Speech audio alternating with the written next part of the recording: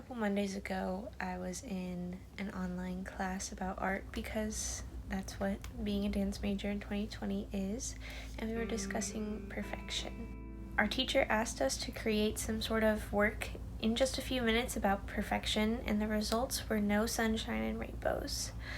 All of them featured some sort of pain, paintings in dark colors, or poetry about the suffocation of perfection. When I think of perfection, my mind immediately goes to ballet. And I would imagine that is a similar experience for many dancers. There's only one other dance major in my class, and it is no coincidence the both of us drew ballet dancers for the assignment. And these were not happy ballet dancers. Both of our works were about the pain that comes from the unattainable standards that are often set by the ballet technique. Because of these connections, I started thinking about how a lot of dancers probably have some shared trauma related to the harsh standards of ballet or any strict codified technique. First thing, just say your name, what year you are, your concentration. Hi, I'm Sarah. I'm a senior modern concentration. My name is Jemiah Gray. I am a sophomore. My concentration is jazz. My name is Caroline. I'm a junior and a modern concentration. I'm Mary, and I'm a freshman, and I'm a jazz concentration. My relationship with mental health and dance is a constant work in progress. I think the fact that we have to look in the mirror for 6 to 8 hours a day definitely influences me. We're always looking at ourselves, so if we're in a good day, it's kind of heightened, but also in a bad day, we're also, everything is being reflected back at us and you kind of can't escape it. The mirror definitely affects me a lot. Dancers have such perfectionistic tendencies, at least I do. So I get really anxious and I want to be my best self all the time. A lot of dancers deal with depression. I definitely struggle with anxiety and kind of OCD tendencies because of dance. If there were a hierarchy of dance techniques based on their perceived value in the dance community, it would have ballet at the top, followed by other typically white dance forms like modern and jazz dance. This perceived hierarchy feeds us harmful knowledge about what type of cultures and bodies are more valuable. At the top in ballet, these bodies are often white, thin, flat, and tall.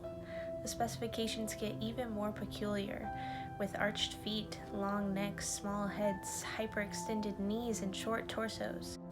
We are obsessed with these caricature-esque body parts that can bend and stretch in every which way. And I'm a lucky one that fits into a lot of those categories. However, the standards inside each of them are so extreme that I still don't feel good enough. My relationship in regards to mental health with dance got worse when I got to college. And I've had quite a few ups and downs in trying to understand and figure out myself. And she warned me. She was like, when you're in high school, you may think you're the best in everything, and then you'll get to the point park, and your whole perception will be changed. And it was. But definitely dancing more, I find myself thinking that my ability in class is equal to my self-worth, since that's all we do. Point Park has the best. They have the right mindset in regards to mental health, and not one mandatory lecture or one demonstration is going to help everybody. So I feel like it's just something that, as wonderful as the mindfulness is, if Point Park could work on integrating it into everyday teaching, that would probably help a lot of other students who are experiencing this type of thing. We all grow up, we're taught that we should just keep pushing through and let it go. Take your constructive criticism. Don't be sad. Just push through. The show must go on. That's the big one. We don't really talk about so much, and we're all in the same space dealing with the same things most of the time, but we never discuss anything. It's we only have so much class time, especially now because of COVID.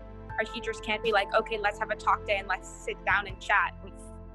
Sometimes you're going to get overlooked, especially if you're not in the front, in their face. It's sad. I mean, my teacher told me that I looked 4 months pregnant every day. And she said, when you come to college, you're going to lose all that back fat. I just know it. And you're going to look great. And I was like, oh, add that to my insecurity list. Oh, hide your lunch, hide your dinner. Like, don't eat before you come. Like, you need to go on a run when you get home. Like, no. We're also very impressionable. So everything that an adult says, especially an adult that we look up to, it affects us if it's something that we don't want to hear. Just like connecting with them more often, I feel like would be helpful. As freshmen, they've never seen our faces, and like we've never really seen their faces either. So it's so, I don't know, it doesn't feel personal at all yet. And I'm over here like thinking, oh, I'm so bad. I gotta do better. Everybody around me is great. We equate our dance to our self-worth. And that if we're told, like, oh, maybe you should lose a few pounds to make your thighs look better in your turnout, how that like impinges on our entire body. And this thinking becomes unhealthy so quickly, especially since we are taught these things from a young age, and we do not have the skills to separate these critiques of our bodies from ourselves as people, and our self-worth crumbles. With this unrealistic image of perfection that we must constantly strive for, it is inevitable that many dancers develop mental illnesses and issues with self-worth. Eating disorders are probably the most infamous result of these toxic ideas, but I think many dancers also experience anxiety and depression. Personally, I've dealt with negative self-talk, body image issues, and anxiety for years now. I did not have a specific moment of abuse in my dance education, although far too many students do, but I think many of us have trauma just from these expectations. The culture itself is oppressive and unhealthy. My freshman year was very rough, just because I never went outside. It just felt like one long summer intensive, and I was still like getting acclimated and feeling very behind, like in comparison to everyone else here. I almost transferred, which is crazy.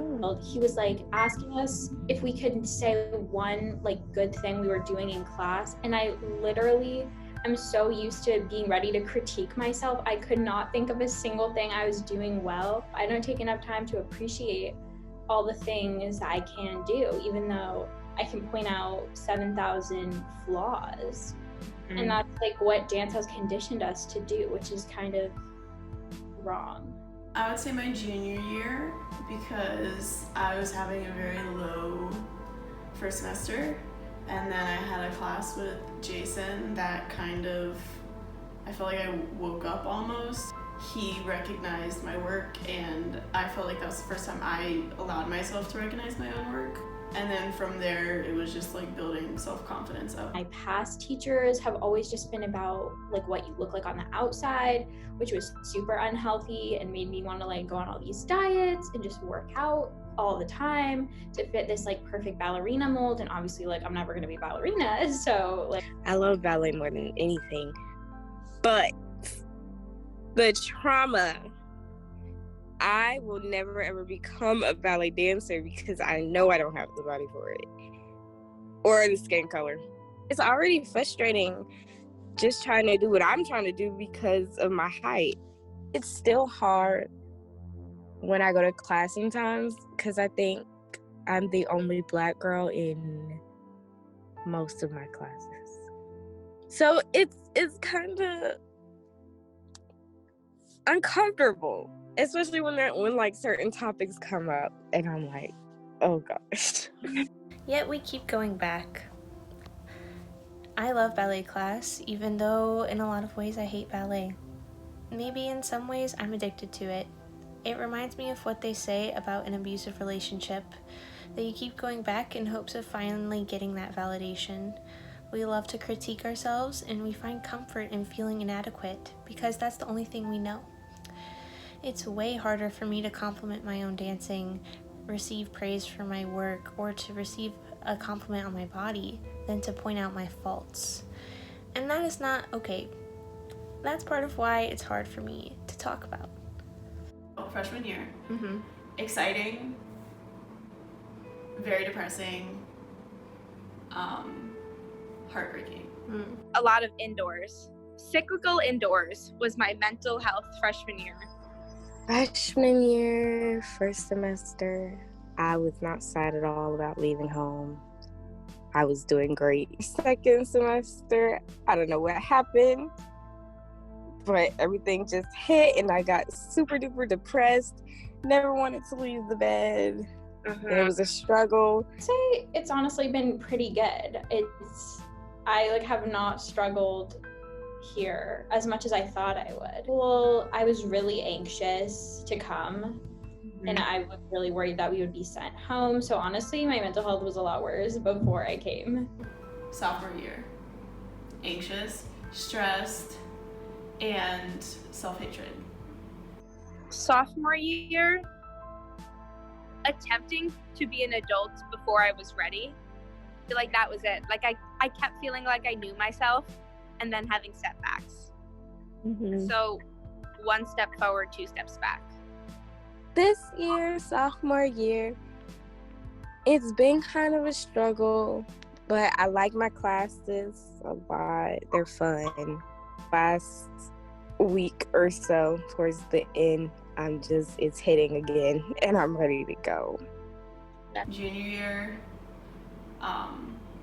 open,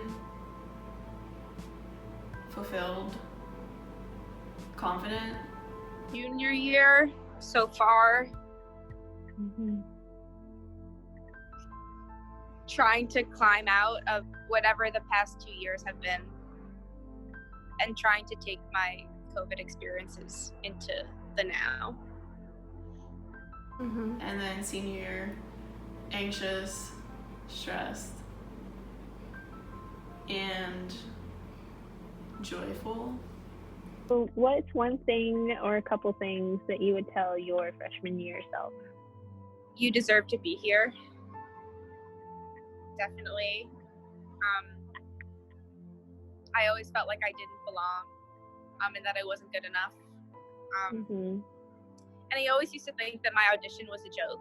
And until the day that I got here, I was waiting for a call to say it was a mistake, you didn't get in.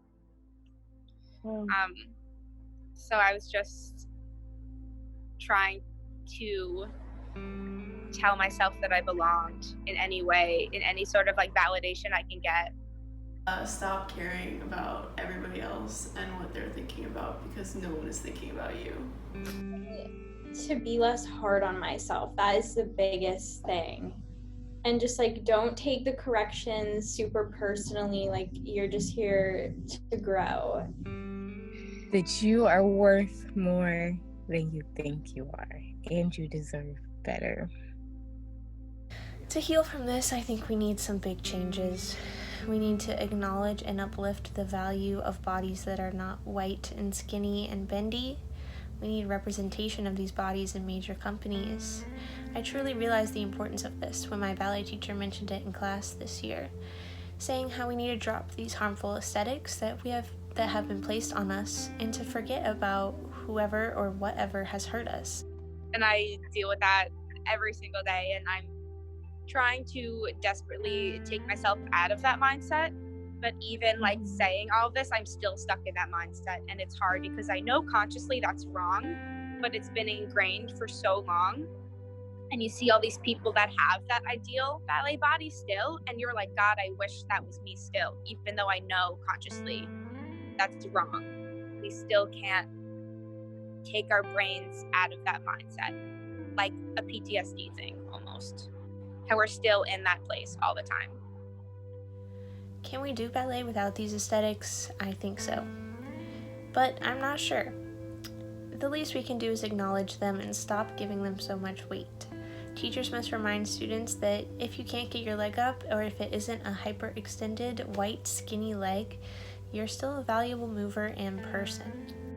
Dance institutions must remove this hierarchy of cultures and bodies and instead require a diverse range of technique classes.